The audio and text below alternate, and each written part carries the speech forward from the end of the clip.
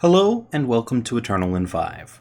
I'm aReNGee, and today we're going to be talking about another collection of spoilers that have been released over the last couple days.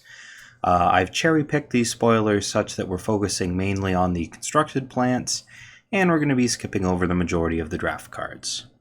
Starting it off, we have a card that I'm personally very excited for, which is Acclaimed Artisan. A pseudo-Oni lord in that it gives your other Oni +1 attack. And it's a 2-drop. I think that with this card, the Oni deck is going to be a real deal going forward, as it now has some 2-drops that you actually want to play, fits into the Swarm strategy, and just overall a solid pickup for the aggressive Oni deck. I don't know how good that deck is going to be, but I do think that there are now enough cards that it's worth pursuing.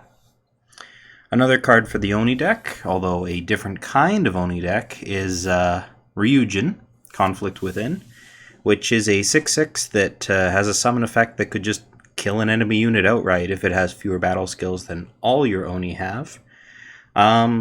This is a little bit worse than it looks. We've overvaluated 6-cost mid-range kill a unit before with the Stone Scar Jack that required Tribute to do that.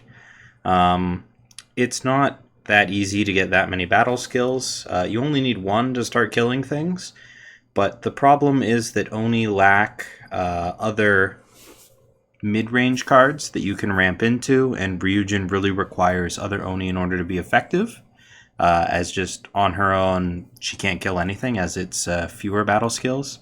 So you need to be playing a bunch of Oni. The Oni don't really play into this kind of strategy, and then you can't play the other powerful Rakano mid-range cards. So gonna need to see some more mid-range Oni printed before this card can be good, but just in general, this card tends to end up overvalued as the decks that mid-range lose to are control decks in which kill effects are not that effective against. Next up we have Bloodseeker, a card that I personally think is one of the top 5, if not the top cards in the set.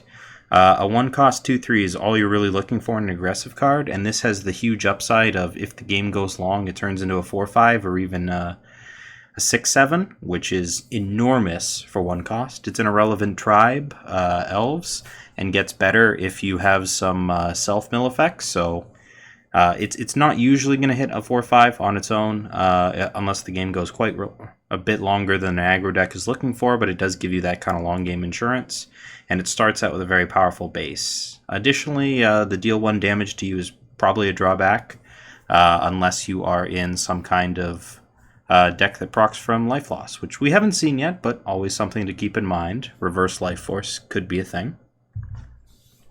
Next up we have Weiss Crone, the cheapest. Your spells get +1 damage effect that we've seen so far.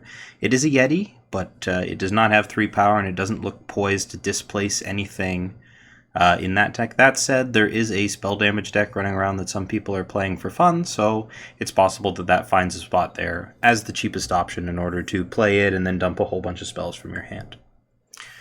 Next up we have Maurizio, Gladiator Hero, which is a very large Exalted Man.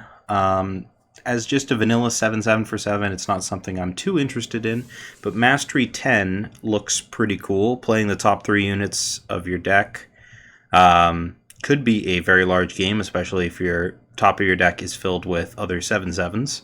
Unfortunately, it requires some hoops to go through in order to actually get those units, but one cool combo that you could do is with Divining Rod, which first of all plays your other Exalted units and then makes Maurizio large enough for Mastery 10 to activate. So it's possible that there's some kind of Exalted Rod deck that he fits into, because playing him for pretty cheap off of Rod could be powerful as well. That said, I don't think it'll get there, but I think it'll be a fun card to try out. Next up, Griminian's Berserker, which is a cheap or an expensive but Aegis Berserk guy. Berserk is a very powerful effect. Aegis protects them. This card could be part of some O-Hit KOs. And finally, we have Hope's End, which is the end of hope for playable dragon cards. 8 is a lot, and requiring a bunch of other dragons to do anything is not that good. We talked earlier about kill effects not being that effective. Voprex steals units from the enemy, but they get them back when Voprex dies, which it probably will because there's a lot of removal spells in the game. It is a cool landmark effect, but not one that I think will be all that competitive and constructed. We'll have to see how good the den is.